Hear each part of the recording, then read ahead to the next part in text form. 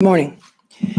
Following a comprehensive 3-year investigation by my office, including witnesses, interviews with more than 65 witnesses, and review of millions of documents that were submitted by Mr. Trump and others, I am announcing that today we are filing a lawsuit against Donald Trump for violating the law as part of his efforts to generate profits for himself, his family, and his company. The complaint demonstrates that Donald Trump falsely inflated his net worth by billions of dollars to unjustly enrich himself and to cheat the system, thereby cheating all of us.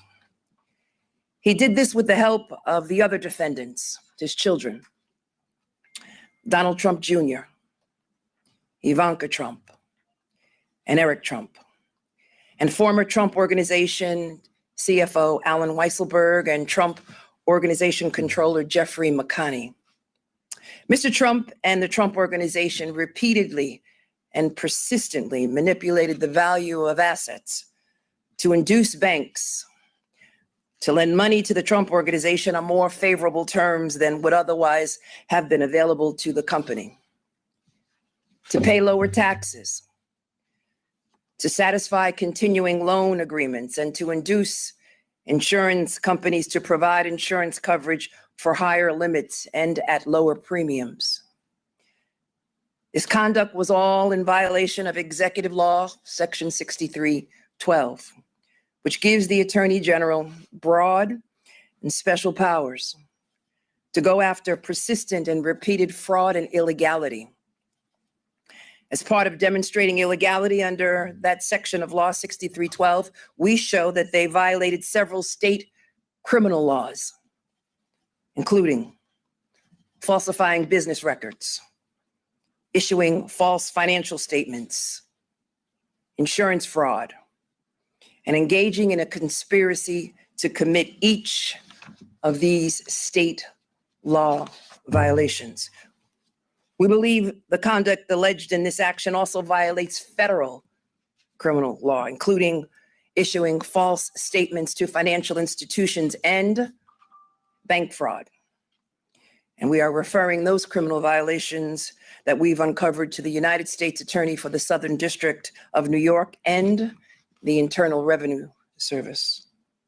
As a result of these violations, we are asking the court to, among other things, permanently bar Mr. Trump, Donald Trump Jr., Ivanka Trump, Eric Trump, from serving as an officer or director in any corporation or similar entity registered and or licensed in New York. To bar Mr. Trump and the Trump Organization from entering into any New York State commercial real estate acquisition or from applying for loans from any financial institution in New York for 5 years. To pay for the financial benefits obtained as a result of the persistent fraudulent practices at an estimated $250 million. And towards the end of my remarks, I will go into the other relief that we are seeking. At the center of the year-long financial scheme were the statements of financial condition that were prepared annually by and for Mr. Trump, specifically from 2011 to 2021. These statements were compiled by the Trump Organization executives and were issued as a compilation report by Mr. Trump's accounting firm. The statements are explicit that the preparation was the responsibility of Mr. Trump.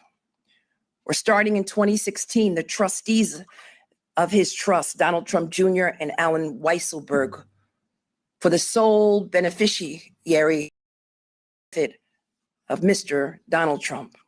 Each statement was personally certified as accurate by Mr. Trump or by one of his trustees as part of the loan process, with the intent that the information in the statement would be relied upon by banks and insurers. Mr. Trump and Mr. Weisselberg would meet to review and approve the final statement every year.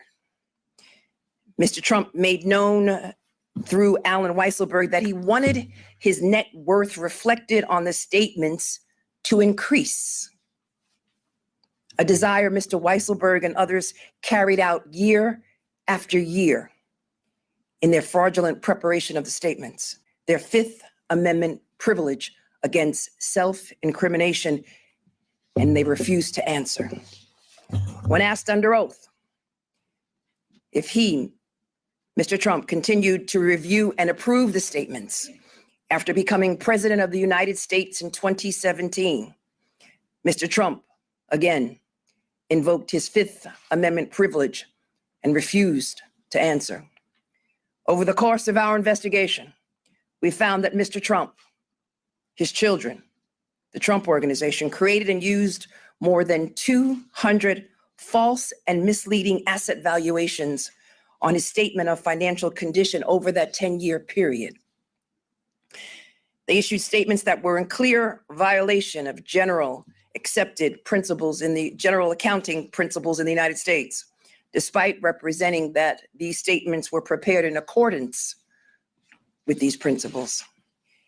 Some of the common tactics they used include representing that Mr. Trump had cash on hand that he did not have, ignoring critical restrictions that would significantly impact property values when setting valuations, changing the methodology used to value properties from year to year without reason or notice, and using vastly different methods to value different properties even in the same year, and including tangible items such as brand premiums, the Trump premium, when calculating an asset's value, despite the fact that they ignored the advice of outside professionals. They also ignored the advice and appraisals of outside professionals, despite claiming those individuals provided certain figures. For example, they received a series of bank-ordered appraisals for the commercial property at 40 Wall Street in New York City that calculated the value of the property at $200 million as of August 2010, and $220 million as of November 2012. Yet, in his 2011 statement, Mr. Trump listed 40 Wall Street with a value of $524 million, which increased to $530 million over the next 2 years, more than twice the value calculated by the professionals. Even more egregious, the $500 million plus valuation was attributed to information from the appraiser who valued the building at just over $200 million. Another deceptive strategy they employed was to use objectively false numbers to calculate property values. Take Mr. Trump's triplex. You know, the triplex apartment in Trump Tower on Fifth Avenue? Mr. Trump represented that his apartment spanned more than 30,000 square feet, which was the basis for valuing the apartment. In reality, the apartment had an area of less than 11,000 square feet, something that Mr. Trump was well aware of. And based on that inflated square footage, the value of the apartment in 2015 and 2016 was $327 million. To this date, no apartment in New York City has ever sold for close to that amount. Tripling the size of the apartment for purposes of the valuation was intentional and deliberate fraud, not an honest mistake. Mr. Trump was intimately familiar with the layout of both the building and the apartment, having personally overseen the construction of both. Despite his sworn testimony before invoking his Fifth Amendment privilege, Mr. Weisselberg conceded that using the false square footage improperly inflated the value of the apartment almost threefold. Mr. Weisselberg admitted that this amounted to an overstatement of, give or take, $200 million.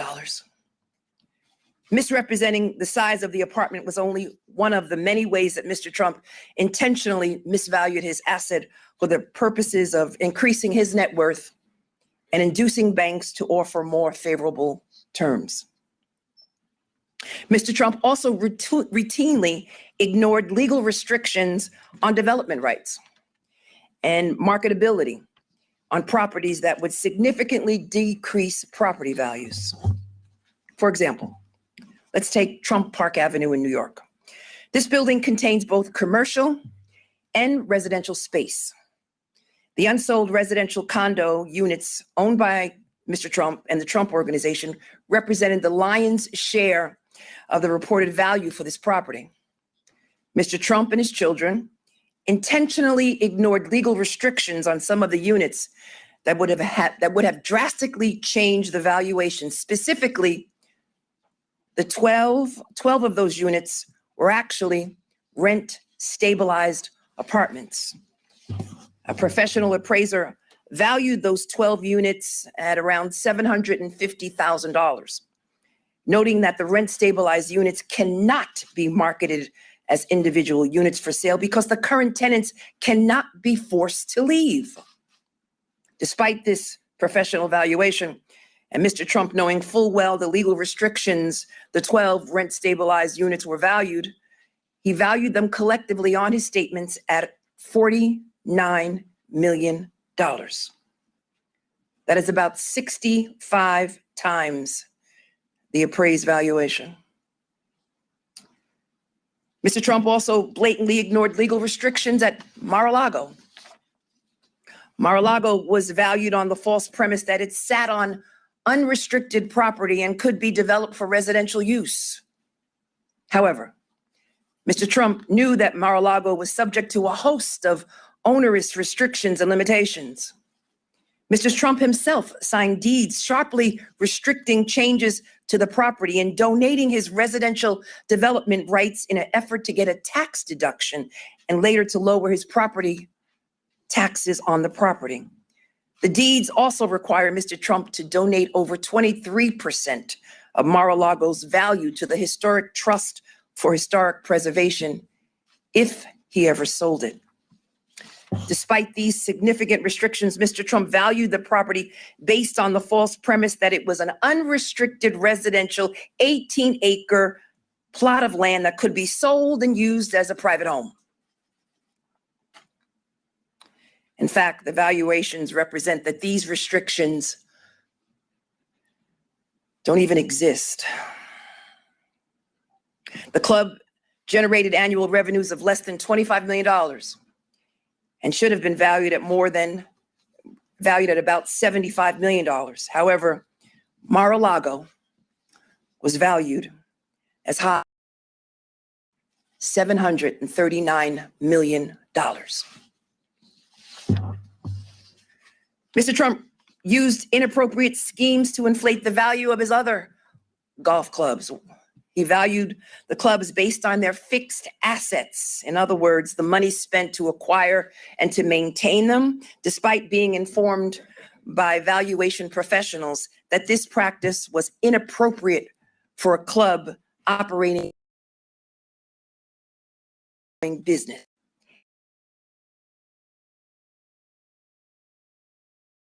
A club, but claimed in his statements that he did not. And he inflated the value of unsold memberships, often by hundreds of thousands of dollars per membership, even in situations where the memberships were given away for free at Mr. Trump's direction. Inflating his reported net worth was just the first part of the scheme. He then used these false statements of financial condition for his own personal gain. Mr. Trump and the Trump Organization have obtained hundreds of millions of dollars in real estate loans and insurance coverage using these statements. Mr. Trump was able to secure much more favorable loan terms by personally guaranteeing the loans based on his reported net worth, as reflected on his statements of financial condition. These statements were integral to Mr. Trump and the Trump Organization's ability to secure loans for a number of properties including the old post office in Washington, D.C. Mr. Trump's statements were first submitted to the federal government to demonstrate his financial status, his net worth. He then engaged with Deutsche Bank to obtain a loan to redevelop the property. Mr. Trump was able to obtain much more favorable loan terms by personally guaranteeing the loans. So in 2014, he secured a loan from Deutsche Bank for $170 million. And as you know, in May of 22, Mr. Trump and the Trump Organization, they sold the post office, the old post office property, for $375 million, resulting in a $100 million net profit, which was the result of a loan he was able to obtain through the use of false and misleading statements of financial condition. Separately, Mr. Trump and the Trump Organization saved an estimated $150 million by receiving favorable interest rates that were only provided based on the false and misleading statements of financial condition. We also believe that he illegally saved millions of dollars in federal tax benefits, conservation easement donations related to Seven Springs in Westchester and the Trump National Golf Club in Los Angeles. And this conduct is not the subject of this action, but we are referring it to the IRS and to the Southern District of New York. The examples I laid out just barely scratched the surface of the misconduct that we have uncovered. The complaint, which all of you should have a copy, is more than 280 pages long. It includes examples from 23 assets that were grossly and fraudulently inflated. And those inflated values were used on Mr. Trump's statements almost every year. All told, we uncovered more than 200 examples of false and misleading asset valuations that were used on his statements. The pattern of fraud and deception that was used by Mr. Trump and the Trump Organization for their own financial benefit is astounding. Inflating the values of assets by whatever means necessary to increase Mr. Trump's purported net worth. And then that net worth was used to further enhance his financial standing, intentionally misrepresenting his financials to obtain incredible economic benefit. It was a scheme that by its very nature became more profitable over time. And it is all in stark violation of the law. As I mentioned earlier, the relief that we are seeking specifically, we are asking the court, again, to permanently bar Mr. Trump, Donald Trump, Eric Trump, Ivanka Trump from serving as an officer or director in any corporation or similar business entity registered or licensed in New York State. We are barring Mr. Trump and his organization from entering into any New York State commercial real estate acquisition for 5 years. We are barring Mr. Trump and the Trump Organization from applying for any loans from any financial institution registered with the New York Department of Financial Services for 5 years. We are requiring Mr. Trump and the Trump Organization to disgorge the financial benefits obtained through the persistent fraudulent practices, a baseline at the minimum of $250 million, and to appoint an independent monitor at the Trump Organization to oversee compliance, financial reporting, valuations, and disclosures to lenders, insurers, and tax authorities for no less than 5 years.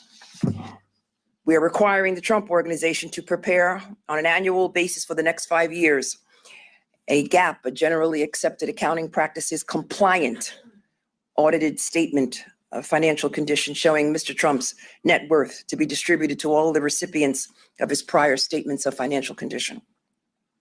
To replace the current trustees of the Donald J. Trump Revocable Trust with new independent trustees, or require similar independent governance if a new trust is created, and to permanently bar Alan Weisselberg and Jeffrey McConney from serving in the financial control of any New York corporation.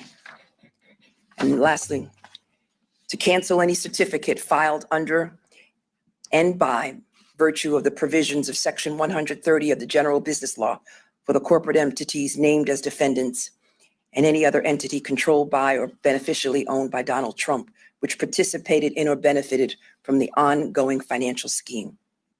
In other words, permanently prohibit any of these companies from doing business in the state of New York. I want to be clear. White-collar financial crime is not a victimless crime.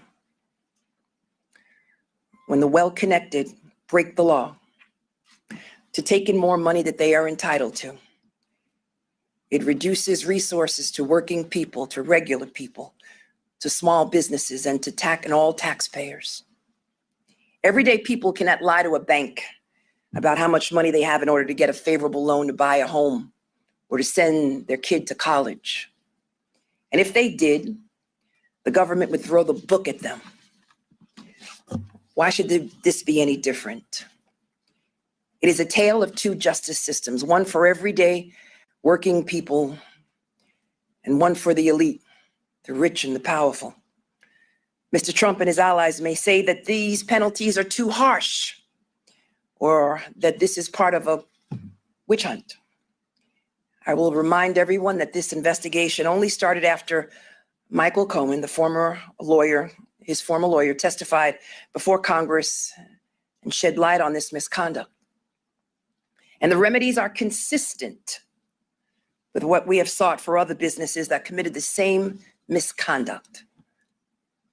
This investigation revealed that Donald Trump engaged in years of illegal conduct to inflate his net worth, to deceive banks and the people of the great state of New York. Claiming you have money that you do not have does not amount to the art of the deal. It's the art of the steal. And there cannot be different rules for different people in this country or in this state. And former presidents are no different. Assistant Attorney General Colleen Faherty, Assistant Attorney General Alex Finkelstein, Assistant Attorney General Will Handley, Assistant Attorney General Stephanie Torre, Assistant Attorney General Austin Thompson, Special Counsel to the Solicitor General Eric Herron, Enforcement Section Chief Louis Solomon, Legal Support Analyst Samantha Stern. Additional support was provided by a data analyst, Anusha Chowdhury, Senior Data Analyst, Akram Hashanoff, Data Scientist, Chun-Soo Song, Deputy Director of Research and Analytics, Megan Thorsfeld, Director of Research and Analytics, Jonathan Werberg, as well as Information Technology Specialist, Yu-Sing Chin, and Information Technology Specialist, Paige Puldoni, Information Technology Specialist, John Roach. Appellate support was provided by Deputy Solicitor General Judy Vale, Assistant Solicitor General Eric Del Pozo, all under the oversight of First Deputy Attorney General Jennifer Levy. I thank you for your service. You may have a seat. Now, I know that I've provided you with a lot of numbers, a lot of property.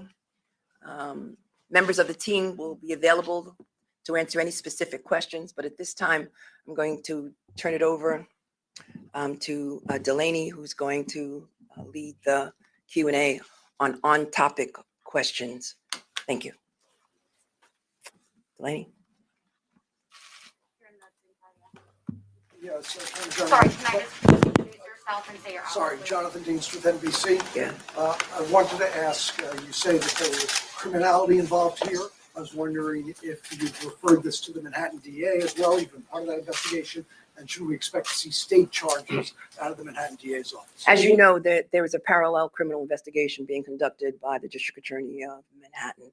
And we are cooperating with Manhattan District Attorney, and any information that he is requesting, we will submit it to his office. We cooperate with any law enforcement agency, including but not limited to the Manhattan DA. Thank you. Adam Reese, NBC. You said that his career and his empire was basically a sham and smoke and mirrors. Can you just describe, are you trying to shut him down, and where do we go from here? So again, this investigation has to do with his statements of financial condition over a period of 2011 to 2021. And this is an attempt to seek redress for the taxpayers of the great state of New York, for individuals in the great state of New York. And he could reconstruct, reorganize a number of these corporations. But the relief that we are seeking from this judge is, again, for him to reform his practices in the state of New York and to prohibit him from engaging in any real estate commercial transactions in the state of New York going forward. Ms. James, as you note these, oh, I apologize, Henry Rossoff with Pix 11. As you note, these allegations are at least 3 years old. That's the origin of your investigation. The DOJ and IRS have had access to the same starting points that you did. With these referrals, do you hope to force their hand into action? It's not a question of forcing their hands. It's a question of presenting to them evidence, which we believe suggests illegality and suggests that he was engaging in a number of schemes to benefit himself, his corporation, and his family. And so we will present this information to the District Attorney of New York if he requested, as well as the Southern District of New York and the IRS, based on the allegations that we uncovered, based on the evidence that we uncovered. Presenting to them evidence, which we believe suggests illegality and suggests that he was engaging in a number of schemes to benefit himself, his corporation, and his family. And so we will present this information to the District Attorney of New York if he requested, as well as the Southern District of New York and the IRS, based on the allegations that we uncovered, based on the evidence that we uncovered. CNN. Hi. Are you willing to settle with the Trump organization? And if so, what terms would be appropriate and favorable for you that you would agree to settle? I will not negotiate in public. And as you know, has been publicly reported, we rejected settlement offers that they submitted, and our doors are always open.